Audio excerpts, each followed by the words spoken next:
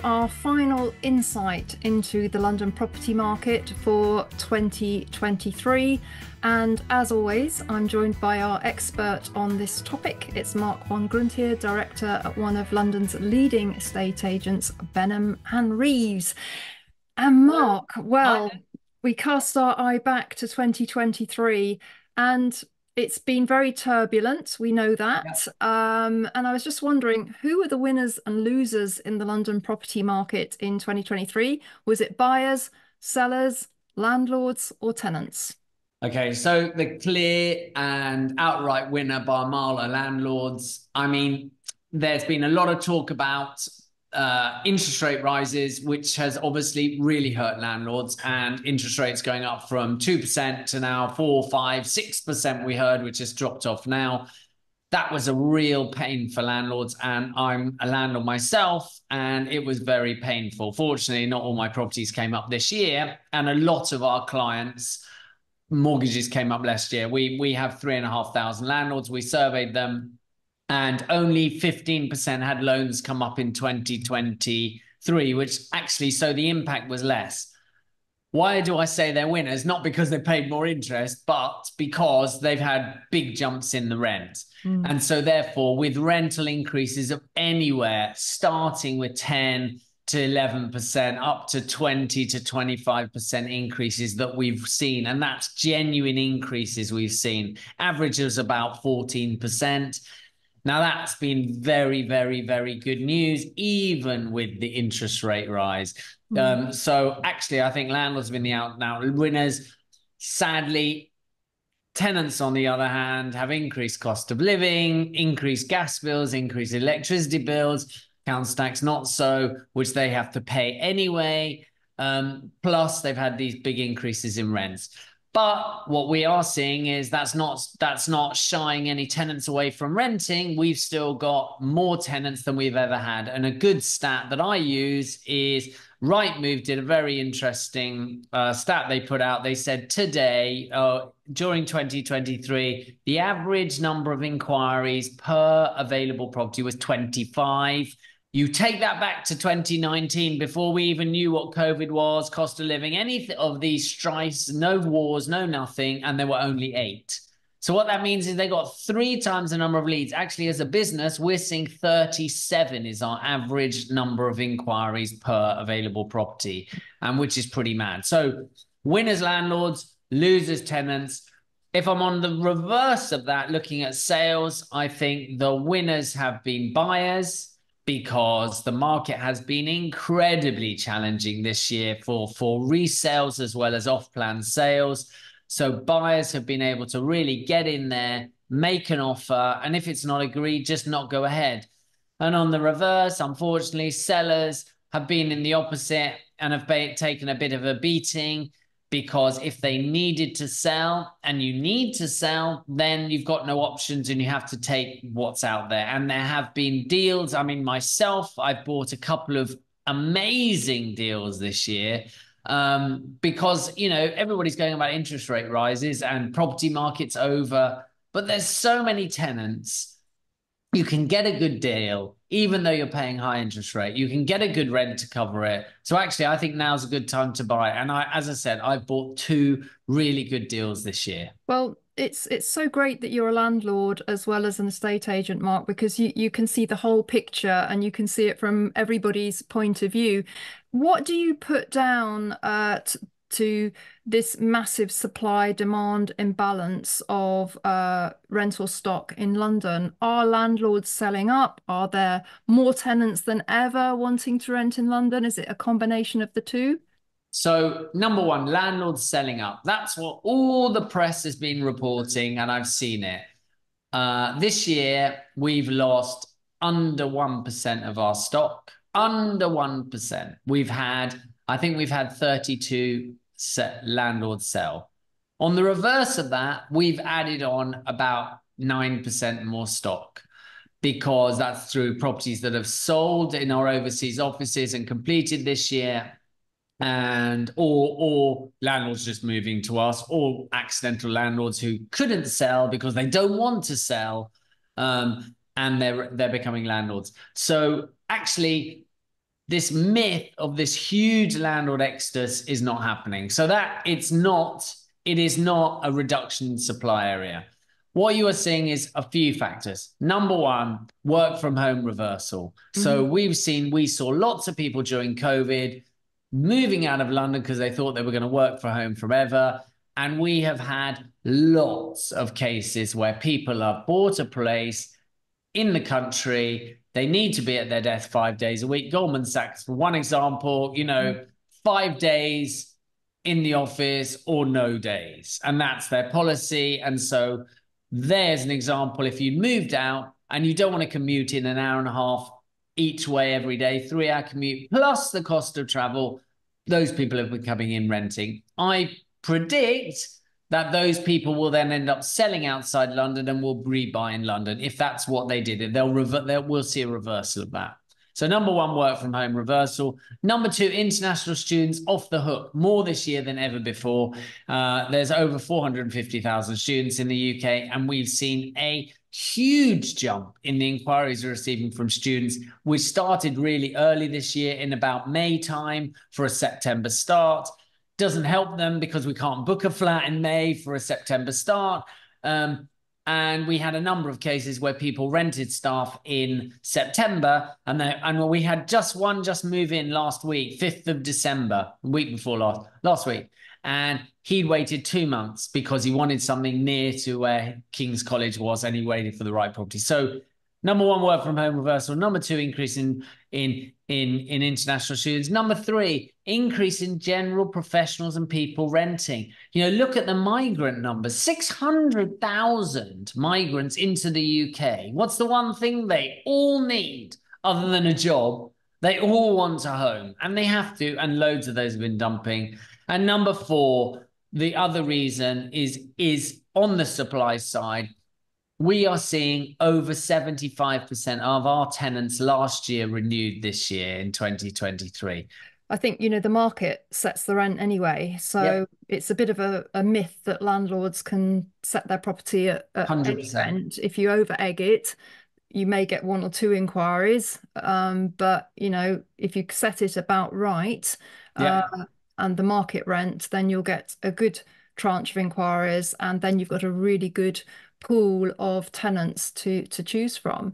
Just wondering, Marc, have Benham and Reeves, have you facilitated any landlord to landlord sales? Because we are hearing a fair bit about tenanted properties and tenanted portfolios actually changing hands within the landlord sector. We've seen a couple of landlords sell to existing landlords, but not many. We have a lot of landlords coming to us saying, I'm looking and I'll buy something tenanted. But a lot of people are worried about who the tenant is, why the landlord's selling. And we still find that a lot of landlords would really rather buy it totally clean, untenanted, because honestly, if you buy anything, unless there's something dreadfully wrong with it, you can rent it.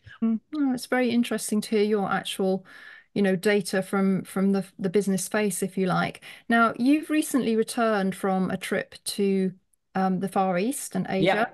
And I was curious to know what appetite for London investment international investors have had in 2023. Are they still interested? Are they being cautious? Actually, I did Turkey the first weekend in November, and that's the hottest market. The biggest buyers of UK property, and primarily London property, is coming out of Turkey. That's because of the political uncertainty and what's happening to their currency. We were there for a weekend, the first weekend in November. And as I said, I've never seen demand like it. And I've never been to an event where you have 80 people coming. They book in appointments and every single one of them comes. And none of them are coming for a cup of tea and a chat. They're all coming to actually talk about a property and either buy something or book a visit. So it was incredibly busy. The following week, I then flew to Singapore. I was there for 5 days. Then I went to Bangkok. I was there for 4 days. And then I went to Malaysia, and I was in Kuala Lumpur again for 5 days. And the sentiment in Asia is not the same as Turkey. People are coming. They want to hear what's going on in the market, and we do these educational talks, but they are not in the years gone by when you would sell 10, 20 units at a show. It's not like that now. The Asian markets, they love the UK, they love London for investment, but unless there is a factor that is driving them to make that sale, such as their child is going to go to university or school and they want to buy something to use or for them to use, they are much more sitting on their hands, and people are like, I'm waiting for a deal. So those deals that we did, we had a successful trip, to be fair. In those 14 days, we did quite a number of sales, and they were mainly from investors. There was a couple that did them for their own use. What they want to know is, why should I buy now? What is it that's in the market buying now? I've got higher interest rates. About half of our buyers paid cash, so they're not affected by interest rates. Why should I buy now? Well, the currency is a good reason, because the pound's been quite weak. The rental income, the rental yields are up like mad, and they can negotiate a deal. So with that, that's helping to get people across the line. But it is not super, super, super mad market. So those clients and sellers that contact me and say, can you sell this in Hong Kong because the Chinese are buying like mad? They are buying, but they are not buying like mad the way that they were. So in this market, if you need to sell or want to sell, you have to price it right and make sure it looks as good as you can possibly get it. It needs to be, good knit, good decor, and everything that you'd want. And it's worth spending some money on that, because if not, either you won't sell it unless you price it so cheap that it can't not sell, and it'll just sit there. So, the sentiment in Asia is very strong, is still strong, but the transactions that we are seeing and that we did are down considerably, because they don't see the huge drive to force them to do it now. Notwithstanding, our taxes in the UK have turned it around for them and made it much less attractive than it was before. And that's a big problem. But it's very interesting to hear about sentiment of foreign investors. And what about sentiment of big corporations? Because there's actually been, throughout 2023, we've had quite a few very large corporations move to London, and that's got to be positive. In terms of tenants moving in, 100%, you've got Google, you've got Meta, Facebook, got Goldman Sachs, you've got Citibank, you've got all these large companies that still have lots of people moving here. Again, that massive exodus that everybody talked about when Brexit came in, with all of the banks, everybody moving to Frankfurt and Paris. Yes, 100%. Paris and Frankfurt picked up a large number of people. Has that meant there's been a desertion of London? Absolutely not. I have never been in a market like it where we've been as busy as we were this year. The market started to cool now as we went into November and December, but that's the market. Usually people move in that window from March through till end of October. But it's cooled off. But there are transactions happening. We've got 3 tenants we let yesterday, moving in this Friday before Christmas. 3 we did yesterday that are moving in this Friday. You are still seeing people needing to move and wanting to take advantage of move. So big corporations are there. We do an awful lot. Interestingly enough, we set up a Japanese desk which looks after Japanese companies, employees moving into London.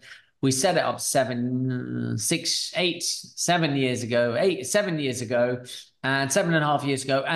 And today we have a team of 7, and they look after 8% of the London Japanese market. We as a business look after 8% of Japanese employees moving to London. That's quite a big stretch for a British company. Our whole team are Japanese, and we're always looking for good quality properties for Japanese tenants. But I use that because that's showing the corporate demand is there. And we've seen an increase in the number of leads we've had from Japanese companies. That's partly through our growth and our expansion, but it's also partly showing that it's demonstrating that they are still here and coming to stay in London, even though it's expensive for them to move employees here from Tokyo or the rest of Japan. They're still coming. So that's good news.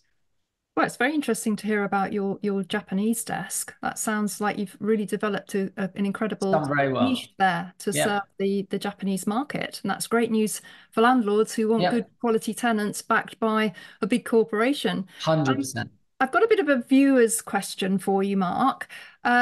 We had a Property Tribes member asking if the tribe felt that studio flats were a good bet in London because obviously they cost less and they still achieve a good rent, and the yields are theoretically higher for a studio flat. Yep. I wondered what your view was on studio flats as an investment in the capital. It's one of my favorite questions. What type of property do I buy to get the best return? Studios are a brilliant investment because they're small, they're less capital intensive, and by that I mean the amount you pay is going to be less. You can still get a decent 60, 70, 75% loan to value. Your rental will be very high because there's huge demand from single people and couples who rent studio flats. And it's entry level into the market, isn't And it? it's entry level in when I'm saying capital value is like Mm. entry level into the market. The And only for thing to bear tenants. in mind, the only thing to bear in mind is on a studio, developers and everybody knows that the smaller they are, you pay more for smaller things in smaller packages. So your price per square foot, you get less money for bang for your buck. You get less for your money. You get studio is the most expensive. One bed is a tiny bit cheaper, but not much. And the difference in rental between a studio and a one bedroom in the rental there will be a difference, but it won't be proportionate. So your yield on a studio will probably be that bit higher than a one bedroom. Mm. Two bedroom, you'll get a much better price per square foot. You must buy two bedroom, two bathrooms because you want to appeal to sharers as well as single people, but your price per square foot will be lower and your rental will be proportionate to the price you are paying. So what I'm saying is the yield on a one bedroom will probably be very similar to the yield on a two bedroom. However, you're getting a lot more space. And the more so in terms of the actual yield, and you just look at the yield and nothing else, and I'll come on to what the other factors are, you get a slightly higher yield to a studio than you do for a one bedroom, and you'll get about the same between a one and a two bedroom. Three bedrooms start to drop off because there are less people looking for three bedrooms unless you're buying something secondhand and it's in a mansion block and you're trying to rent to six sharers. But that's an HMO market. And so honestly, I would stick to studios and one beds and two beds. Now, in terms of the other factor I mentioned, the thing that is very interesting is we say the rental yield is higher the smaller the property is, but the term of the tenant, the length of time they stay in the property, the bigger the property is, the longer they stay. So someone renting a house, if they're a family, it's expensive. It's a huge issue to change home, especially if you have to move schools as well. And Mm. the costs involved with moving are expensive. If you're in a studio, single guy, he puts all his stuff in a couple of cases, walks out the door and he's gone. If you're in a house and it's unfurnished, lots more furniture. Mm. So you tend to find that the term of tenancy is higher in a larger property. And a two bedroom, if you've got a couple with a child or two people, a couple on their own, or maybe a single person renting it with a study, they will tend to stay longer. And Mm. so therefore your total return on studio one and two beds will actually be pretty similar because you might get a bit higher rent on a studio, but they might leave after 9 months. It's such a good point, Mark, because really what you're saying is that anybody stacking the numbers on any type of apartment in London or indeed any property do consider your potential voids as you turn over tenants. And I totally agree with you that for studios, it's likely to be higher. That's definitely something to take into account. And I've done a little bit of research recently on studio flats and very small square footage flats. And in truth, there's only about 7 lenders that will actually lend on them. It depends how built And small they are. If they're tiny, that's yes. yeah, about that. So I think it's very important to do bear that in mind because when you come to sell, you may only have a choice of cash buyers or somebody that's going to use one of the lenders out there in the market that which are do more expensive. allow. Yeah, so do bear that in mind. But I think those are very good insights. Thank you. Well, as we round this up, our last ever London market update of 2023, I just wondered, Mark, if you've had your crystal ball out at all, and what you foresee happening next year, because I think we're feeling a little bit more optimistic about 100%. rates coming down in maybe May and coming down quite quickly. Hopefully, landlord confidence will increase. We'll see better products coming out on the market for landlords. We've got obviously the concern about government regulation and legislation and the potential general election. So there's still a lot of uncertainty out Yeah. there. Do you think the London market will carry on regardless? So, yeah, good question. Is it going to carry on regardless? Yeah, of course it'll carry on regardless. It's going to carry on forever. And I never think London will ever lose its appeal, both for people wanting to live here and therefore people needing homes. So it's going to be there and it's always going to be there. Whether other places come and go and regional places expand, Manchester, Birmingham, Leeds, they expand, but we're still the capital. And so therefore, I still think London has the way to, and will always lead the way. But in terms of crystal ball, what do I predict? I predict that, yes, I hope you're right, May. I don't think May interest rates will come off, but I'm just saying that as trying to be devil's advocate. I'd love to think interest rates will come off next May. I don't think they will. I think they will leave rates flat for at least, I think it'll be 6 to 9 months. So we may see June, but I think that's very unlikely. We might see lenders pricing in a little bit lower rates because they foresee it coming. But if they think it's going to happen 6 to 9 months, then they'll hold the rates longer. I hope by the summer we've seen some decent reductions, and I think by the end of the year, then I think we'll see rates starting early 4s and late 3s for homeowners, non-investors, unfortunately. But I think you'll see early 4s for investors on buy-to-let. I don't think we're going to see 2%. I don't think we're going to see 1.5%. And if you're on that, honestly, my only advice is, and I've done the same thing, I've got three loans that come up, one next year and two the following year. The only thing I've done is I've worked out what my interest rate is going to be at 4.5%. And I'm putting that money into an account every month. And because I've got one loan that shocked me and went from 1.8% and it went up to 4.6%, and it was 3%, and it was pretty shocking. But my rent covers it. It's not the end of the world. It was just a big jump. So what I decided to do was I applied that to all of my flats. I worked out what it would be, and all I'm doing is putting some money into a savings account. And then next year I'm going to wait until they come up, and then I'll use that as a lump sum to reduce the value on that property, or I might decide to buy something else because I think it's coming. So that's my advice on that. That's on rates. In terms of sales prices, I think we're going to see slight growth this year in the London market.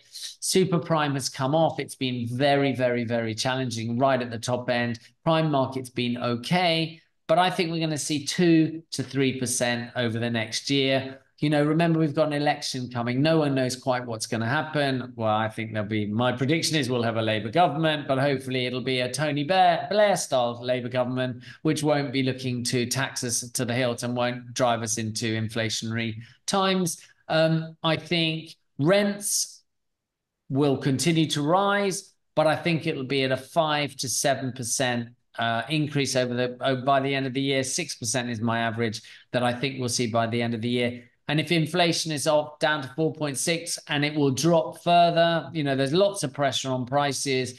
People haven't been spending the same amount at Christmas. I think we'll see inflation come off a little bit further. Hopefully we'll get down to, I just can't see us getting to 2%, but hopefully we'll be down to 3.5% with inflation, which means your income, the rent you're getting, if you get a 6% increase, it's inflation beating, which, let's be honest, as landlords, we've had years of no growth. So I think that's only fair and reasonable. I know it's unfair for tenants, but it is a market and we're all investors and we have to make money. And that's my prediction. I don't see anything awful coming. You know, renters reform bill is going to come. Hopefully, maybe, nobody Well, it's in the knows. doldrums now, isn't it? So we're Well, 100%. I thought it was going to come, but, you know, let's see. The only thing against it I have is that the court system is totally underfunded and under-resourced and under-effective in evicting tenants.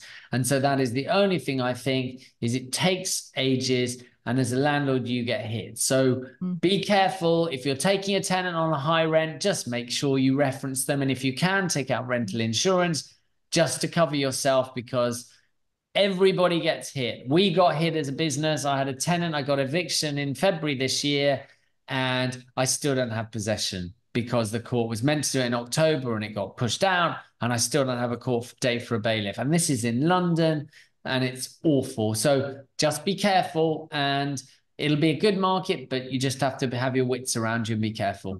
Well, I think this is one of the benefits of working with a reputable agent like Benham and Reeves, because you know the market inside out. You do very robust tenant referencing, and you've got a special offer for Property Tribes members.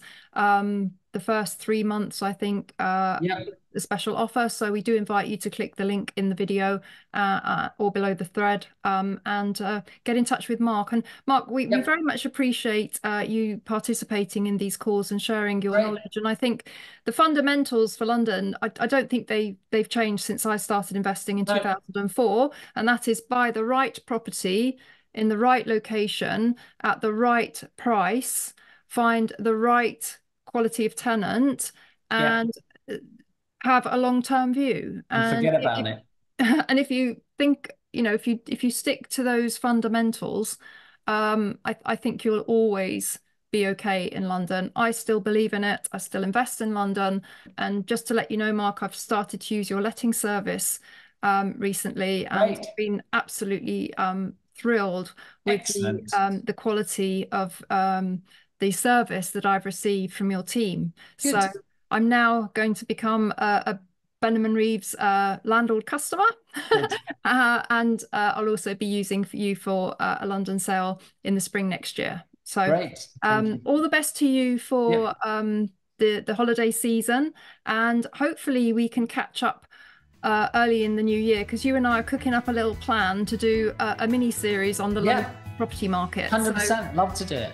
We will look forward to welcoming you back in 2024. But until then, Marc, thank you very much, and happy Christmas to everybody at Benham and Reeves from all of us at Property Tribes. Thank you, same to you. Thank you.